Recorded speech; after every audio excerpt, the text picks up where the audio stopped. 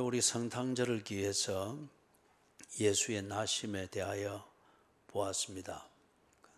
누가복음 2장 앞부분을 우리가 보았죠.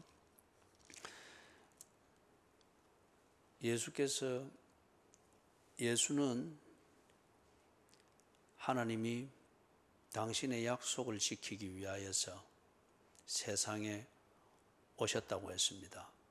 그래서 하나님께서 그 약속을 성취하기 위하여서 세상에 오신 것, 즉 구세주가 되어 구세주의 일을 하기 위하여서 세상에 오셨다. 그 하나님이 어디 있느냐? 누구냐? 그가 예수라고 하는 사람입니다. 그래서 그의 나심에 대하여서 하나님이 세상에 오시는 그 과정에 대하여서 우리가 예수의 나심 이걸 살피면서 성탄절 때 우리 좀 구체적으로 보았죠. 자, 그러면서 이 아기 예수를 시몬이라는 제사장이 딱 안았습니다. 아이가 난 지 8일 되면 할례를 받고 이 결례를 하는 이걸 위해서 왔을 때 그것의 책임을 맡은 제사장 시몬이 보고서 한눈에 알아보았습니다. 시몬은 하나님의 말씀, 성경에 근거하여서 하나님의 일들을 수종드는 전문가였습니다. 성직자였습니다. 이 말은 성경을 알고 있는 그의 성경적 지식과 통찰력을 가지고서 이스라엘의 위로, 다시 말해서 메시아가 오는 이 하나님의 약속을 간절히 기다려왔습니다. 그런데 그날에 아기 예수를 안으면서 그는 자기가 알고 있고 그 다음에 믿고 있고 믿기 때문에 기다려왔던 그 메시아가 왔음을 단번에 알아보았습니다. 성경, 하나님의 말씀, 이것에 근거해서 하나님의 약속이 성취된 것을 성직자가 알아보았습니다. 그 다음에 그 성전에서 기거하고 있던 안나라고 하는 여선지자, 과부로서 수십 년을 살았죠. 그의 일상생활은 하나님을 믿는 신앙에 근거해서 이루어지고 있었습니다. 그렇기 때문에 우리가 일상생활을 할 때에 그 중심에 하나님이 있고 그리고 그 하나님을 인격적으로 교제하고 있는 교인들이 보면은 참 오매불망 하나님 중심, 성경 중심, 교회 중심으로 그렇게 살아가잖아요. 생활을 하면서 그 하나님을 어떻게든지 경험하고 싶다. 또는 내가 기다리는 하나님의 그 은혜가 오늘은 어떻게 나타날까? 일상생활 속에서 하나님과 교제하는 삶입니다. 안나가 그리했습니다. 그런데 이 안나가 아기 예수가 성전에 온 것을 보고서 대번에 알아보았습니다.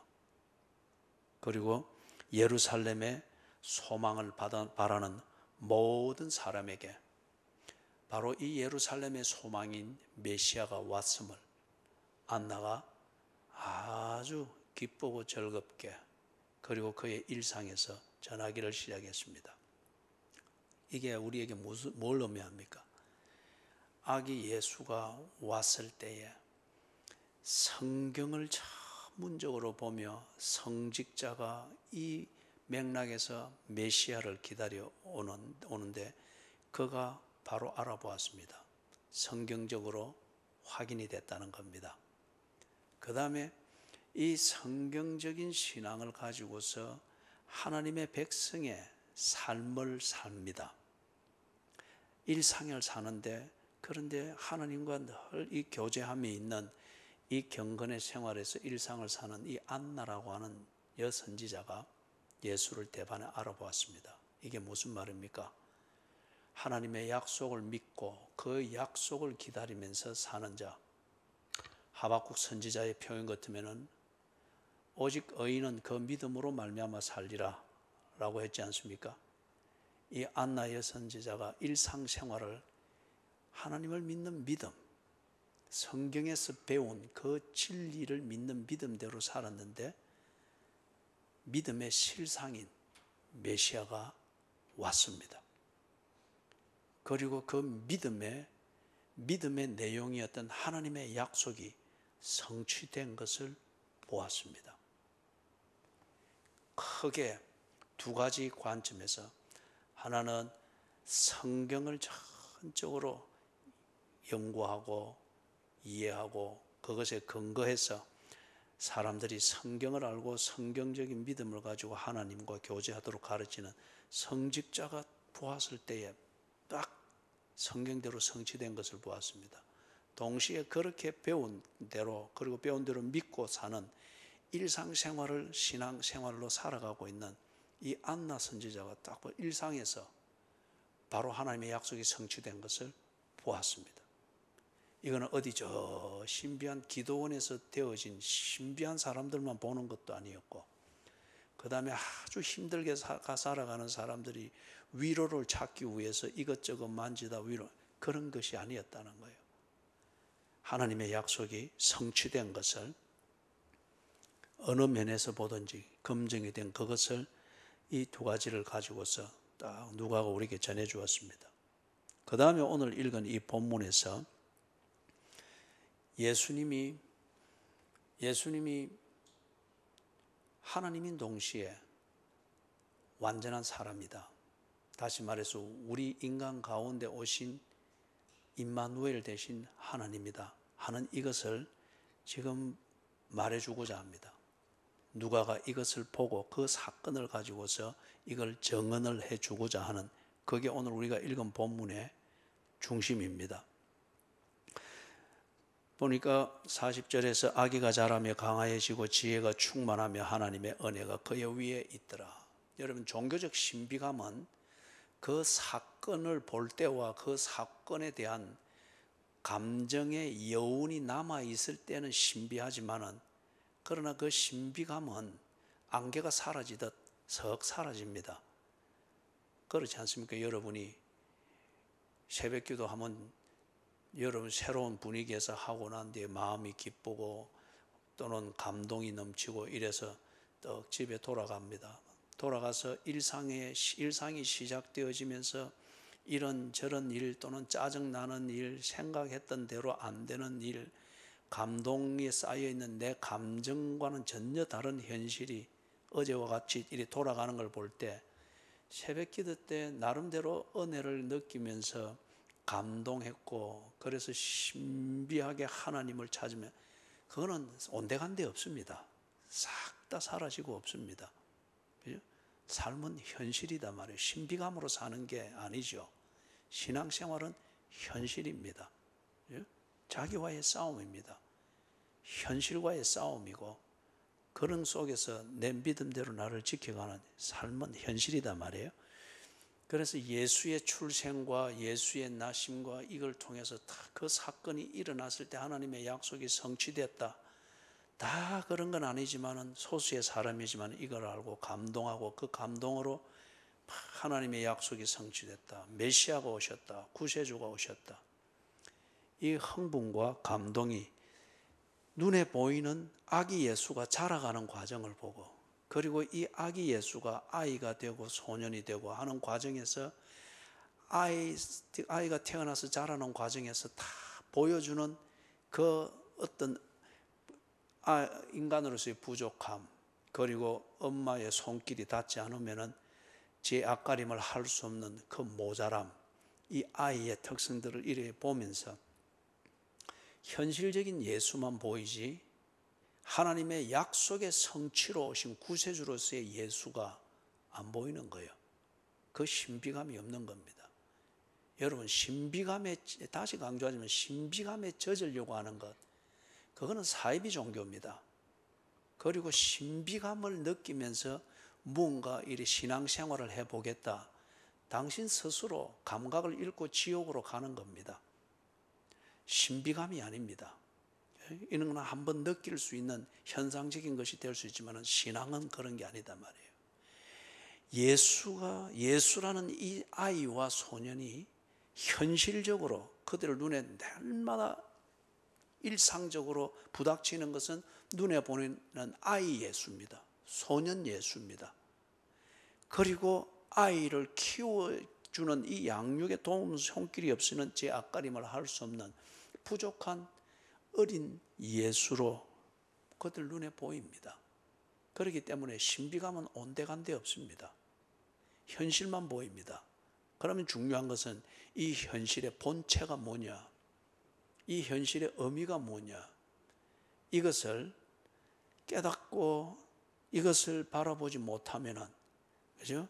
예수는 그에게 있어서 불교적 용어로 하면 엎덩어리지 구세주가 되기가 어렵죠. 예수가 구세주가 안 된다라기보다 구세주가 내 앞에 있어도, 하나님의 약속이 성취되어 내 앞에 있어도 내가 그것을 그렇게 믿고 구세주를 의지하고 하나님의 약속을 받아들이기가 쉽지 않죠.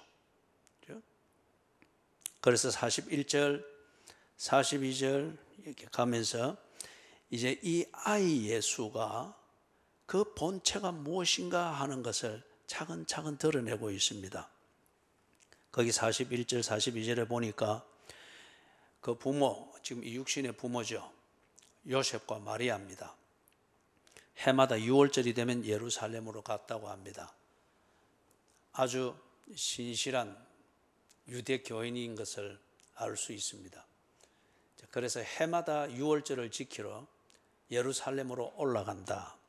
유대인들 대부분이 하는 것이었습니다. 6월절을 지키러 가면은 예루살렘에서 8일을 지키는 거죠. 무교조를 포함해서 6월절 7일간 이래서 지키는 큰 절기입니다.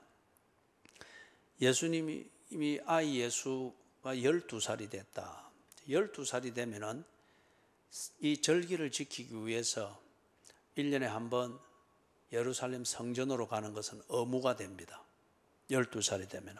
그렇게 해서 같이 갑니다. 어린 아이 때는 뭐 안겨서 가거나 아니면은 혼자 두기 못하니까 데려갈 수도 있지만 12살이 되면은 자기 개인적인 책임이 됩니다. 의무가 됩니다. 유대교의 법에 따라서. 그래서 지금 갑니다. 그리고 밑에 42절에 보니까 이 절기의 관례에 따라서 올라갔다. 관례입니다. 그런데 다 마치고 돌아오는데 43절, 44절, 45절, 46절 여기서는 이래 보니까 하룻길을 거기 44절은 동행 중에 있는 줄로 생각하고 이제 집으로 돌아갑니다. 절기를 마치고 생각하고 쭉 갔습니다. 그런데 하룻길 쭉 가고 난 뒤에 보니까 예수가 동행 중에 없단 말이에요. 그러니까 요셉과 마리아에게는 아들이죠. 12살 아들이 있어야 되는데 없단 말이에요. 그런데 거기 44절에 재밌는 표현이 있습니다. 친족과 아는 자 중에서 찾되. 일전에 이 부분에 대해서 비슷한 내용을 우리가 한번 했습니다. 유대인들이 절기를 지키기 위해서 예루살렘 성전으로 가는 순례의 길을 행할 때 혼자 가는 경우는, 특별한 경우가 아니고는 없습니다. 가족이 함께 가든지 동네 사람이 함께 모여서 가든지 그렇게 해서 무리가 움직입니다. 무리가 움직이기 때문에 속도는 대단히 늦습니다. 반면에 안전합니다. 강도 만날 위험이든지 어떤 사고를 당해서 낙오되는 위험, 이런 것으로부터는 아주 안전합니다. 대신에 속도는 아주 늦습니다. 갈릴리에서부터 예수님이 갈릴리 지역에 있는 나사렛이라는 동네에 살았잖아요. 그럼 거기에서부터 예루살렘까지 오는데 제가 가서 차로 운전을 해보니까, 렌트카를 가지고서 운전을 해보니까 느긋하게 운전을 해서 한 4시간에서 5시간, 그죠? 그렇게 쭉 이렇게 오더라고요. 지금 고속도로가 물론 있어서 그렇겠지만은, 그때는 뭐 좀 길들도 그렇고 할 테니까 움직이고 무리를 지어서 움직이니까 더 늦겠죠. 그래서 지금 여기에 하룻길을 걸어가도 예루살렘에서 갈릴리까지 가지 못하는 그러한 행로입니다. 그래서 친족과 아는 자 중에 같이 움직이는 무리들입니다. 이 무리 속에 예수의 가족들이 함께 순례의 길을 행했다는 거예요. 그래서 이 무리들이 다시 고향으로 돌아갈 때, 집으로 돌아갈 때 움직이는데 당연히 이 무리 속에 있는 줄로 알았는데 12살 아들 예수가 없습니다.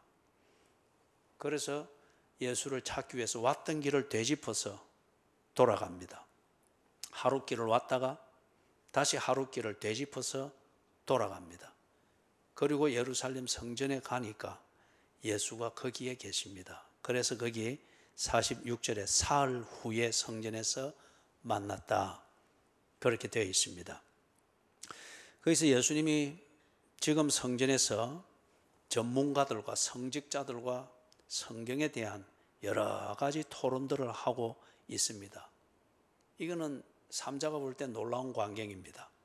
12살짜리 소년이 율법사들과 성직자들, 전문가들과 더불어서 아주 성경과 그런 교리에 대해서 많은 얘기들을 평범하게 하고 있단 말이에요.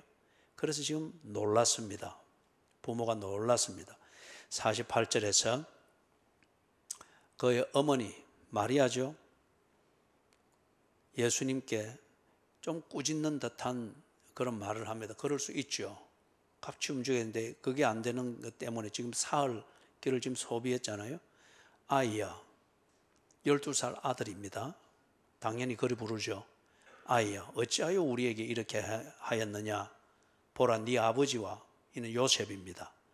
내가 근심하여 너를 찾았노라. 아들을 찾는 부모의 당연한 그 입장을 지금 이야기를 합니다. 12살이면 알아들어야 되는 거죠.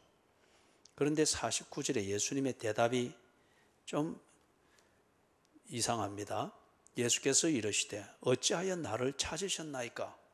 꼭 남인 것처럼 그렇게 이야기를 합니다. 이게 단지 사춘기에 든 12살 사춘기에 든 소년의 반항일까요? 어찌하여 나를 찾으셨나이까? 그리고 이어지는 게 내가 내 아버지 집에 있어야 될 줄을 알지 못하셨나이까? 이거는 더 심한 말입니다. 지금 요셉과 마리아가 12년 동안 자기를 키운 부모인데, 그리고 아들 예수가 마리아의 몸을 통해서 난 것도 사실인데, 지 어머니인데, 지금 여기서 내 아버지, 다른 아버지를 말하고 있습니다. 그리고 바로 그 아버지 집에 내가 있어야 되는 것, 당연하지 않습니까? 마리아와 요셉으로서는 네 아버지 집일 것 같으면 나사렛에 있지. 그리고 네가 또 다른 아버지를 말하니 이게 무슨 말이냐, 무슨 의미냐. 상당히 당황했습니다. 황당했습니다. 그래서 50절에 보니 그 부모가 그가 하신 말씀을 깨닫지 못하더라. 아들 예수가 하는 말이 무슨 말인지 깨닫지 못합니다. 51절에 그런 뒤에 예수께서 함께 내려가사 이제 그들과 함께 동행해서 나사렛으로 갑니다. 그리고 나사렛에 이르러 순종하여 받으시더라. 그럼 다시 이게 뭘 말하는 겁니까? 예수는 요셉과 마리아를 자기 부모로 거부하지 않고 있습니다. 부모로 인정하고 있습니다. 그래서 유대인의 그 전통과 풍습대로 12살 아들이기 때문에 부모를 받들어서 가사 일을 중심적으로 돌보고 그렇게 하고 있다는 거예요. 아버지 직업은 목수입니다. 그 당시 목수 같으면은 요즘 시대처럼 대목, 이 엄청난 일에 상당히 임금이 세잖아요. 그런 개념의 목수가 아니죠. 예? 집에서 조그만하게 이렇게 똑딱거리면서 그렇게 해서 뭐 그런 정도인데 가난한 자 중에 가난한 자입니다. 그래서 이 가사를 도우면서 아버지의 목수 일을 돕는 장남의 노릇을 지금 하고 있습니다.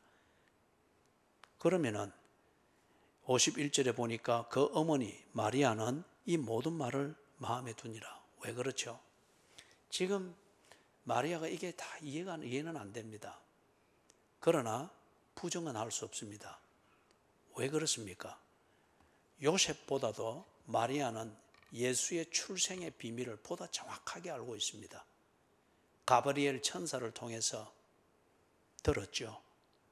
그리고 천사가 말한 대로 잉태됐죠.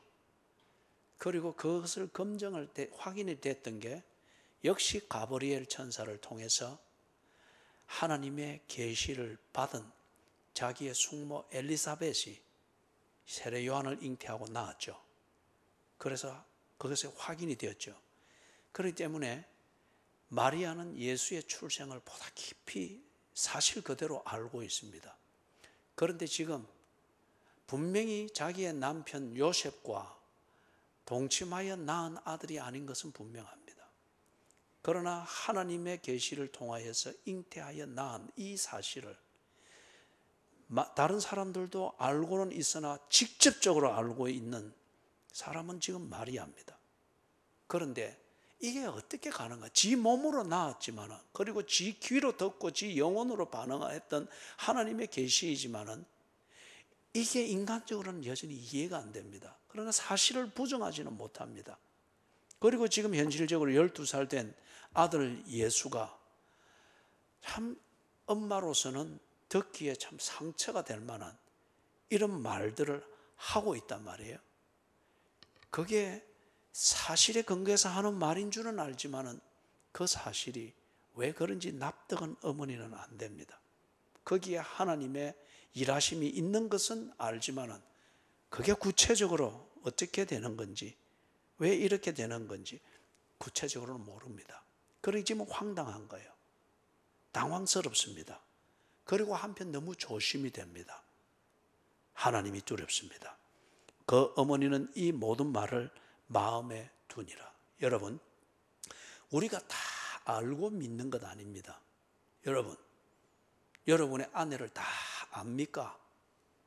여러분의 아내를 다 알기 때문에 여러분이 그 한 여자를 위하여서 그 인생을 즐거이 그렇게 다 드리고 있습니까?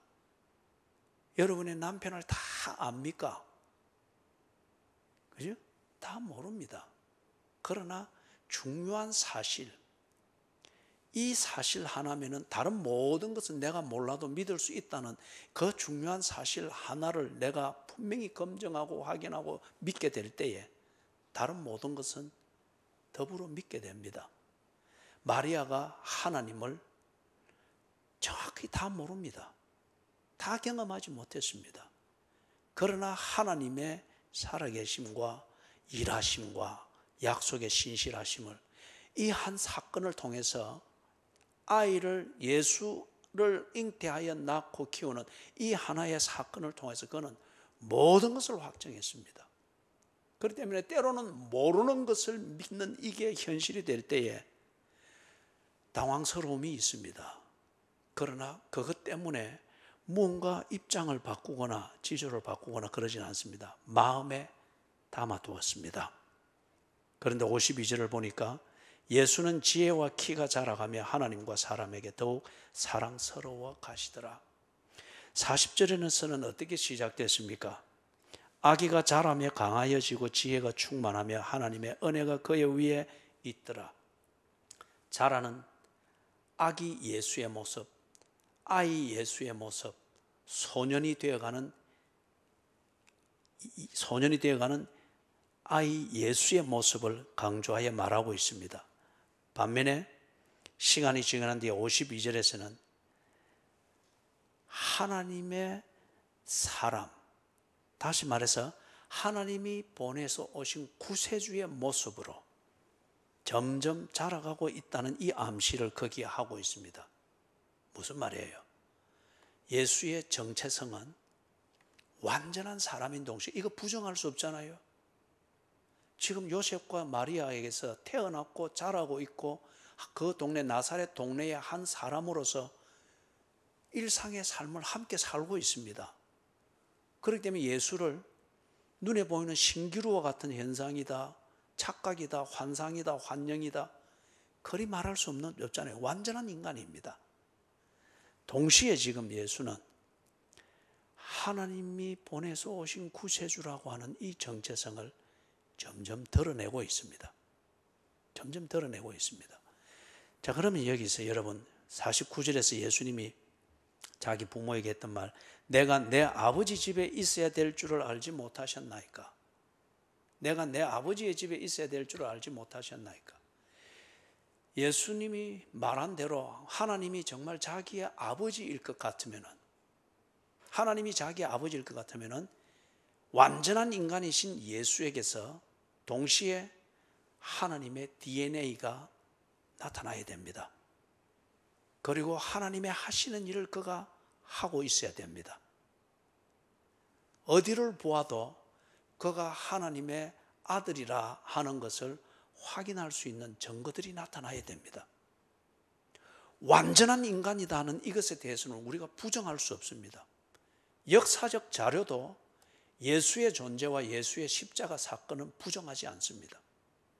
다 보안 사실이기 때문에 역사적 자료도 역사적 예수라는 존재에 대해서는 부정하지 않습니다. 그런데 지금 예수는 이것은 구체화되어 가고 있단 말이에요.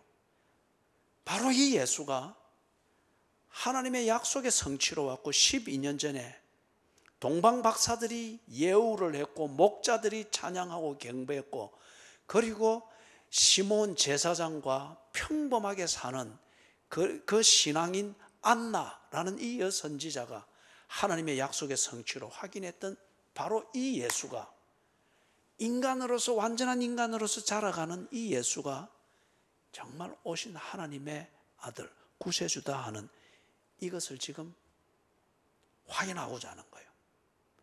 완전한 인간이라고 하는 것에 대해서는 의심의 여지가 없습니다. 그런데 이 예수가 정말 12년 전에 그 놀라운 사건을 일으켰던 것처럼 정말 하나님의 아들인가? 오신 메시아인가? 이걸 지금 확인해야 되는 거예요. 예수님이 점점 자라가면서 이 부분을 완전한 인간으로 확인되어 가고 있는 이 예수가 바로 성육신하신 하나님이다. 메시아다. 이걸 드러내기를 시작하는 거예요. 구체적으로. 그래서 내가 내 아버지 집에 있어야 될 줄 알지 못하나이까. 농경사회에서는 특히 이게 강한 현상이었죠.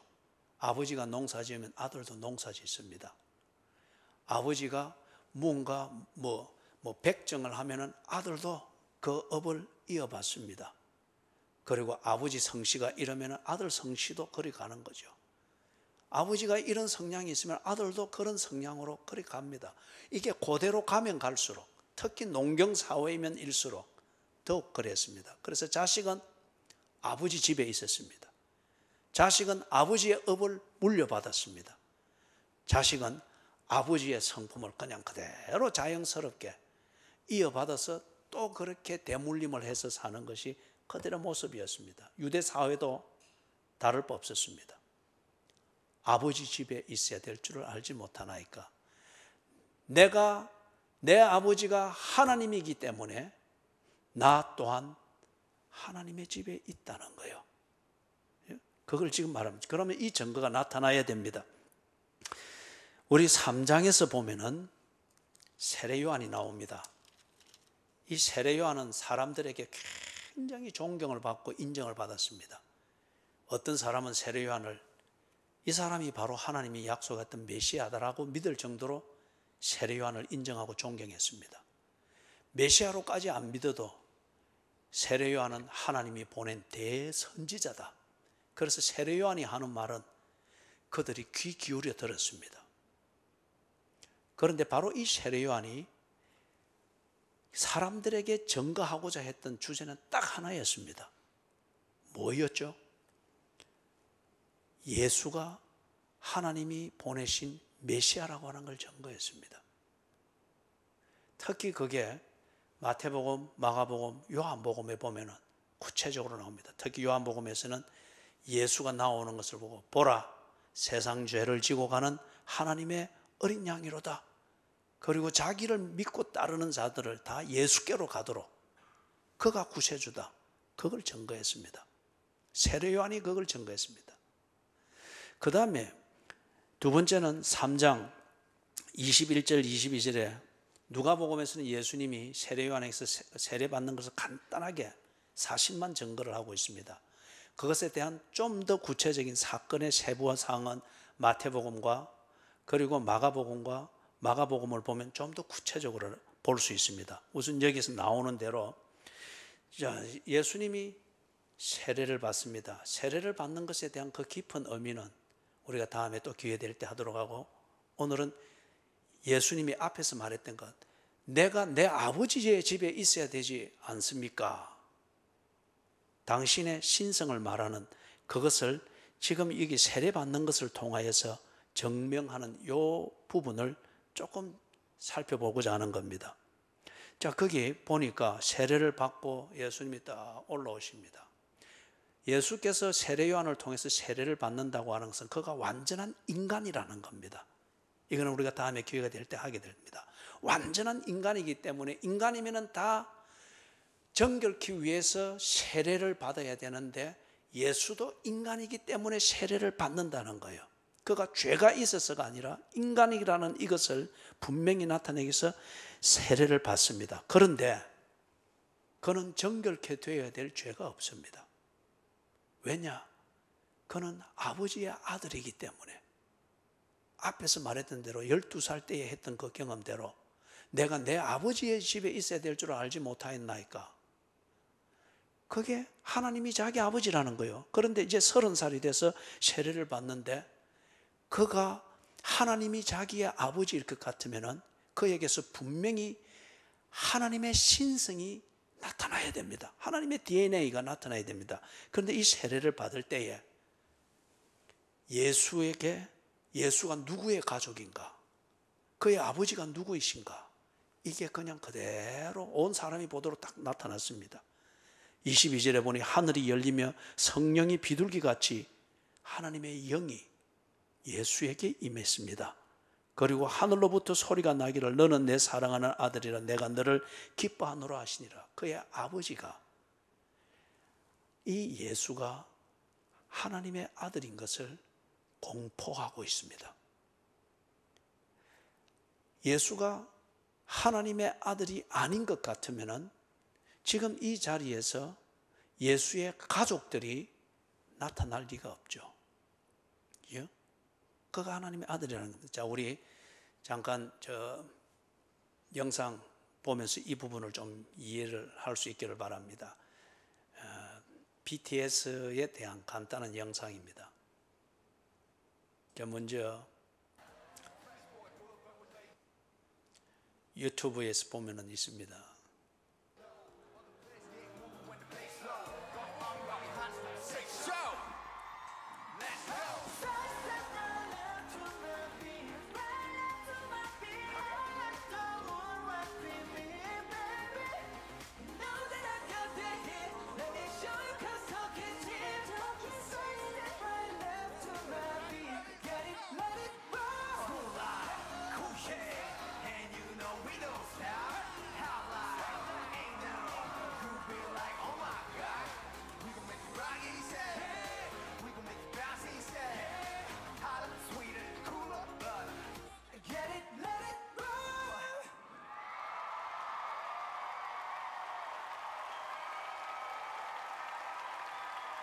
난리 났죠?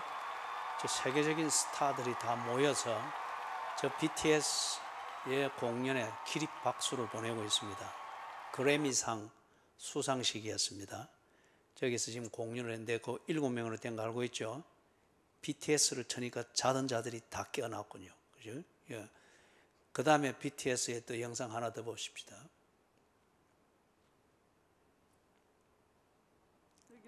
거기 멈춰 보세요. 저기 지금 가방 하나를 들고 롱 패드를 입고 하얀 마스크를 쓰고 하는 저게 지금 BTS 멤버 중에 제일 나이가 많은 진이라고 하는 멤버입니다. 군에 지금 입대하고 있습니다. 저 계속 내보세요. 지금 군에 입대하는 청년들이 이제 군대로 들어가는 겁니다. 저건 이제 입영이라 하죠. 아까 그 사진, 마지막 사진 잠시 한번 더 내보세요.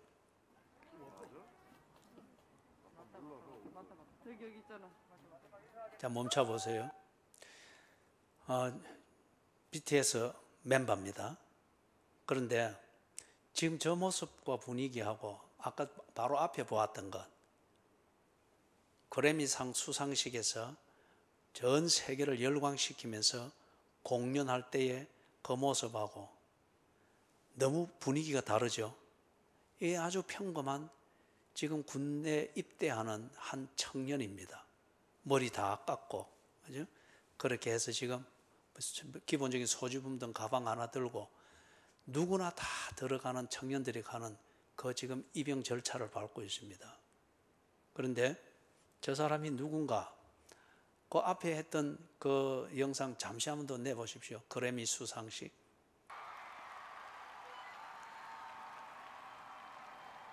아니, 끝에 부분. 예. 저입니다. 예. 저기에 있던 멤버인데 아까 평범한 됐습니다. 영상 됐습니다. 예수는 하나님이십니다. 그런데 약속을 지키기 위해서 이 세상에 오셨습니다. 그리고 완전한 인간으로서 이 세상에 지내는 동안에 그는 단순히 아주 가난한 중에 가난한 그 가정 목수의 아들로서 지내고, 가난한 동네 나사렛 그 촌락의 한 마을 주민으로서 지냅니다. 완전한 인간으로서 의심이 없습니다. 그러다 보니 사람들은 다 그냥 가난한 집의 장남, 가난한 동네의 마을 주민, 태어날 때에 큰 소동을 일으켰던 그런 한 아이, 그렇게만 보고 있습니다. 그런데 이분이 세례를 받을 때, 올라오실 때 딱 보니 이분은 세례 의식을 통해서 정결케 해야 될 죄가 있는 인간이 아니고 인간의 몸을 입고 오신 하나님이구나. 그의 본체가 거기서 딱 드러나 버렸습니다. 유대인들이 절대적으로 믿고 의지하고 있는 성부 하나님이 그 위에 임하시고 소리로 임하시고, 그래서 공포했습니다. 내 사랑하는 아들이다. 그리고 하나님의 영이 그 위에 비둘기처럼 임하는 것을 보았다고 합니다. 그죠? 저 BTS가 저 모습으로 입영을 하지만은 군복무를 다 마치고, 그 다음에 그 현란하게 춤추며 영광시키던 그 7명의 멤버들이 차근차근 군복무를 마치고 2025년이 되면은 원래의 모습으로 돌아간다 그래요. 이걸 우리는 매스컴에서 BTS의 완전체, 어떻게 이렇게 부르는 것을 의심심찮게 보지요. 초라한 모습입니다. 자기의 임무를 다 하기 위해서 쇼할 때 입는 옷과 영광을 다 벗었습니다. 그리고 자기의 임무를 마치고 난 뒤에는 그 모습으로 돌아갑니다. 예수님의 이 이중적인 정체성을 이해하기 위해서 저 예를 들은 겁니다. 참 괜찮은 비교인 것 같아서. 예수는 하나님이십니다. 그래서 우리가 흔히 하는 표현으로 그 영광을 버리시고 그러지 않습니까? 하나님의 영광을 버리시고, 빌립보서 2장에 있는 말씀처럼 구세주의 이 일을 감당하기 위해서 입영하는 그 연예인처럼 이 세상에 오셨습니다. 그리고 사람을 구하기 위해서 그가 사람이 되셨습니다. 가난한 촌락에서 삽니다.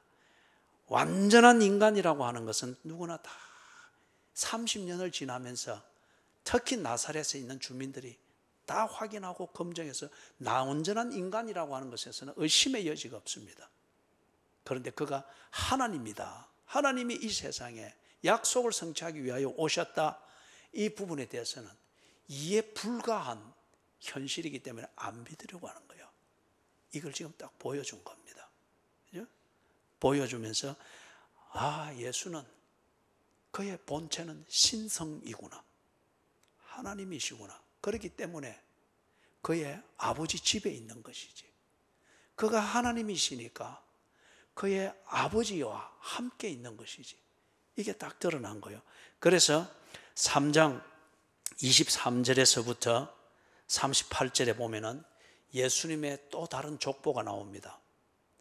마태복음 1장에서 우리가 예수님의 족보를 보았죠. 성탄절에 그 족보를 보았죠.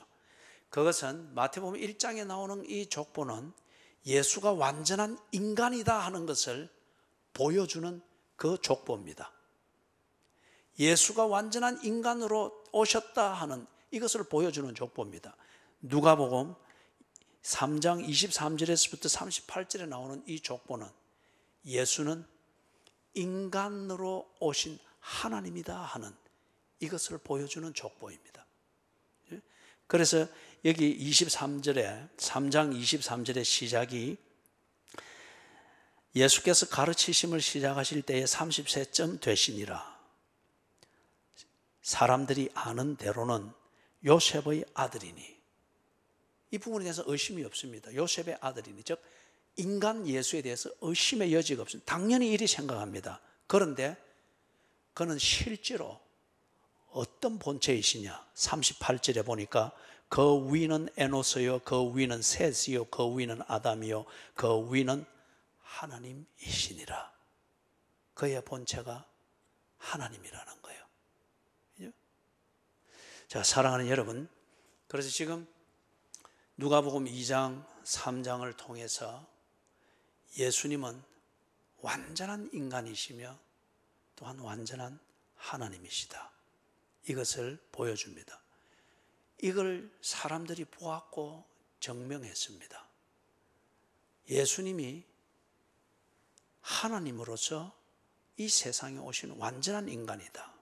이게 증명이 되었고 확인이 되었다라고 하는 것 같으면 하나님은 자기 백성과 함께 계시는 것 분명합니다.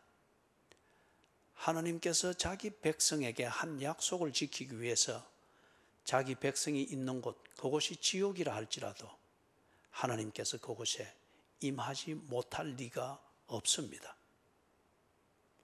그리고 지금 하나님의 백성인 우리를 위하여서 예수께서 하신 그 일, 이것을 성경이 우리에게 증거하고 있다는 이것, 인간으로서의 예수, 하나님으로서의 예수, 그가 우리를 위하여서 그 모든 것을 이루셨다 하는 이것을 증거하는 성경, 이것을 부정할 이유가 없습니다. 이것을 부정하면서 여전히 따진다고 하는 것은 시금방진 지성입니다. 그죠? 시금방진 지성이고 지극히 주관적인 지성입니다. 아주 놀라운 사실이 경험되었고 확인되었고 지금 우리에게 증거되고 있습니다. 그것이 뭐냐? 예수는 자기 백성을 구하기 위하여 자기 백성에게로 오신 하나님이십니다. 하나님으로서 그분은 하셔야 될 일, 약속을 성취하는 일, 그것을 온전하게 이루셨다는 겁니다. 자, 이 시간 우리 다 같이 한번 기도하십시다.